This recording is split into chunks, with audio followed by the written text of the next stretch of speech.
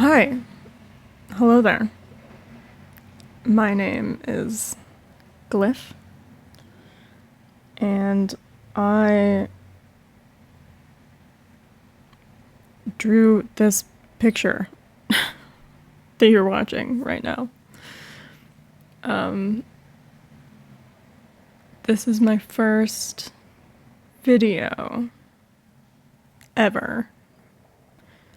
First voiceover. Not ever. I mean, I've taken videos on my phone before of random shit. You know what I mean. First YouTube video. I guess I am making this channel because I like drawing and art, and someday I would like to make a living off of just my drawings, if I could, and it seems like the best way to do that currently in this day and age is to have a YouTube channel and a social media presence. I despise social media, so we'll see how that goes. But I guess my intended format for these is to just record myself drawing and voice over just stream of consciousness, thoughts, feelings, for, I don't know, 10, 15 minutes maybe.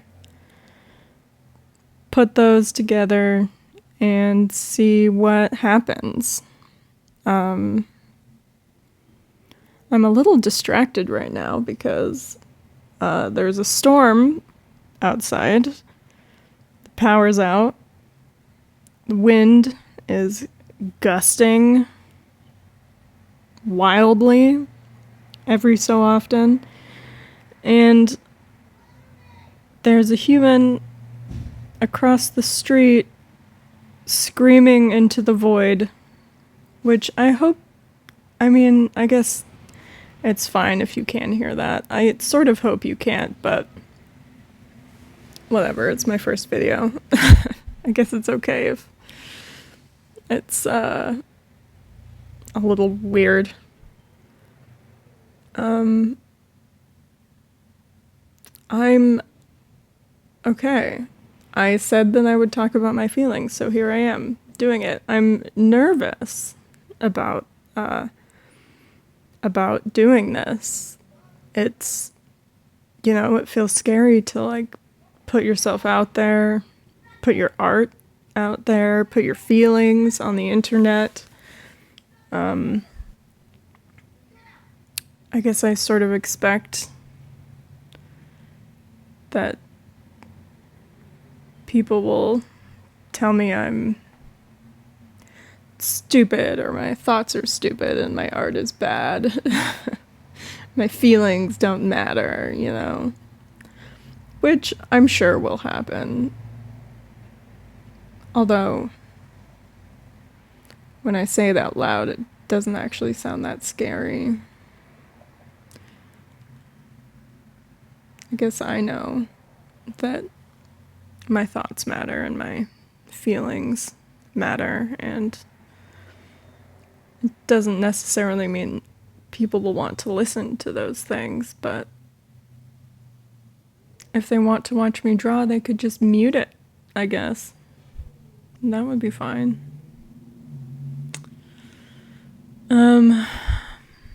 This weird thing happens when the power goes out in this house where, first of all, there are 7 of us living here in this house, and my immediate neighbor, who I don't know if I should say their name or not. Should I come up with nicknames for all of my housemates?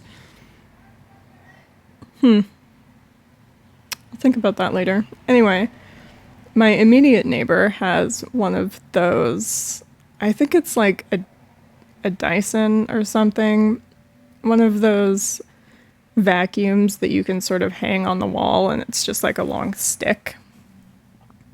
And when the power goes out, I don't know like what's happening electrically in the house, but it will just turn itself on and off randomly, seemingly, and it's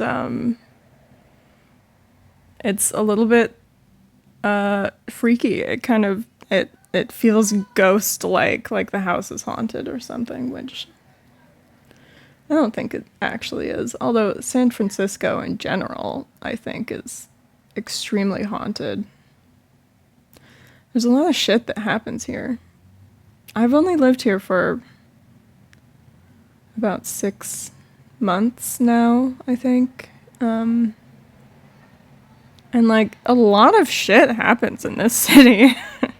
I am surprised. I continue to be surprised every time I hear about some shit. That's wild. This person across the street is just going for it. Wow. Boy, here's another fear that I have. How am I going to talk for this long every time? Like, it's been almost 7 minutes now, and I am feeling like I don't know what to say or do. Will I actually have 10 to 15 minutes worth of thoughts and feelings to record once a week? I don't know. I suppose I could do shorter videos if I really needed to. Or I could just not do a voiceover sometimes. I guess that would be okay. For some reason, the voiceover bit feels important, though. I guess I'll figure it out as I go. I'm trying to be sort of loosey-goosey with this a little bit.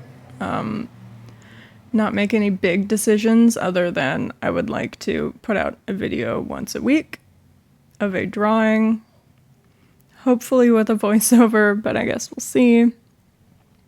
If not, maybe I could put some sort of, music in the public domain over top or something. We'll see.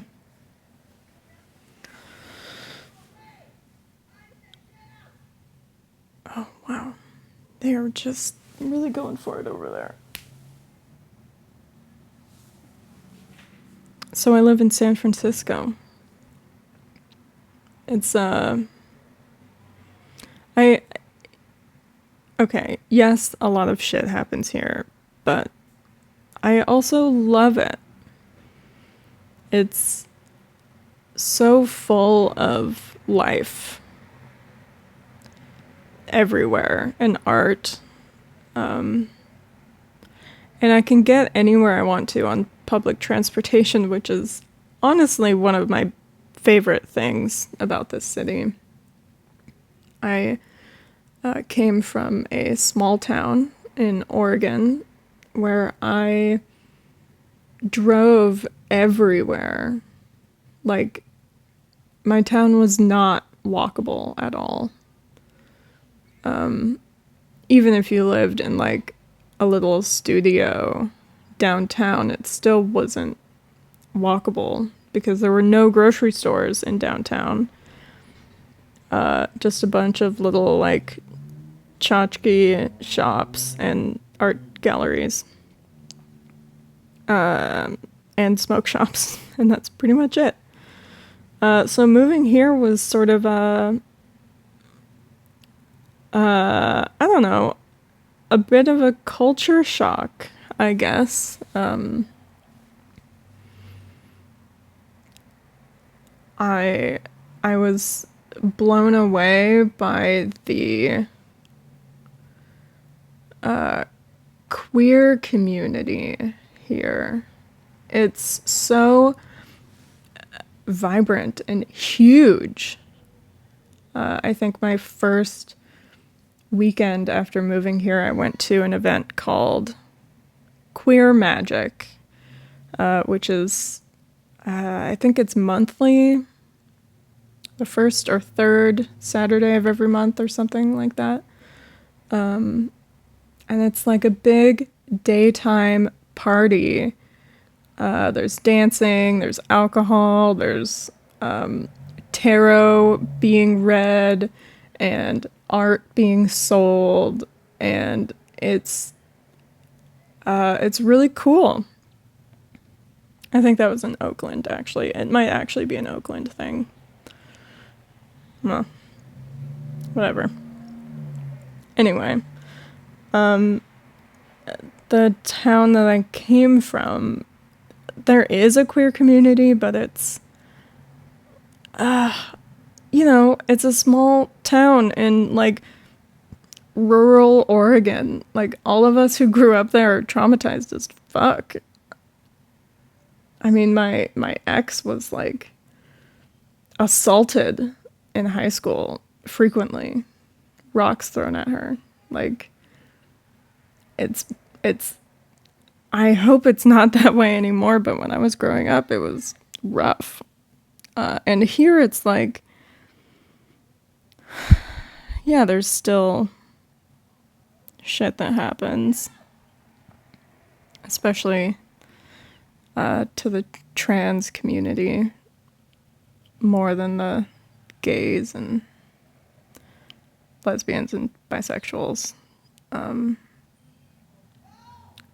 But there's more here. There are more resources, there are more community events, there's more support. So it almost feels like the shit that does happen doesn't have, I mean,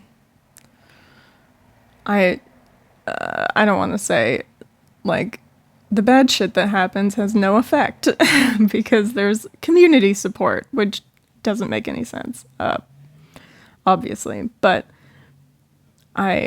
for me at least, it feels less dangerous here than it did back home.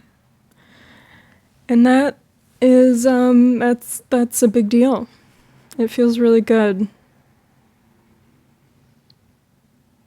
Even though it's still a little scary to live in such a big city.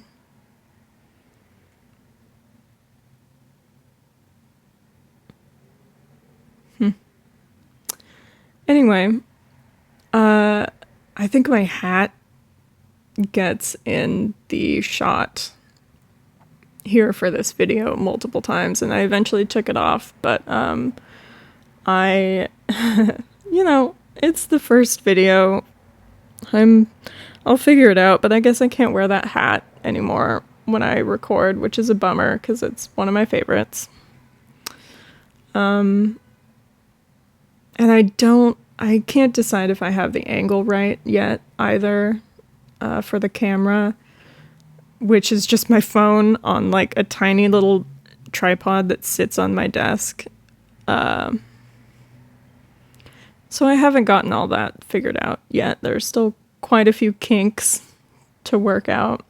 I also don't know if this microphone situation is going to totally work out either, but it was free, and I think it's better than the stock mic that just comes on my phone. I don't know. Maybe I'll do a test of both and see which I like better, but